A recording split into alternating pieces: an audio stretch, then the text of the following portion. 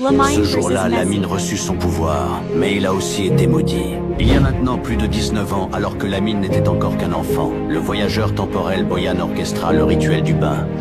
Une cérémonie secrète permettant de transmettre une partie du légendaire Magical Feat à Lamine Yamal. Mais ce que Boyan ne révéla jamais à personne, c'est que ce rituel renfermait une règle terrible.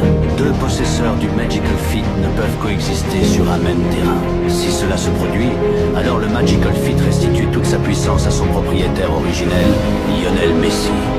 L'année dernière, quand Lamine découvrit la vérité, il comprit qu'un jour viendrait où il devrait affronter l'homme qui lui avait transmis son pouvoir. Un affrontement qu'il était condamné à perdre dû à cette malédiction, à moins de l'exorciser. Une manœuvre que personne ne savait accomplir.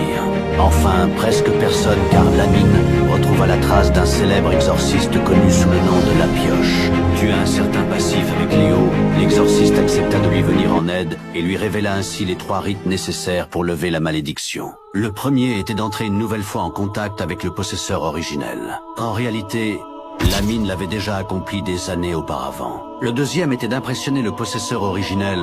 Cette condition ne fut remplie que très récemment, grâce à la performance de Yamal cette nuit-là. Et enfin, pour le troisième et dernier rite, la pioche s'interrompit un instant avant de se contenter d'une seule phrase.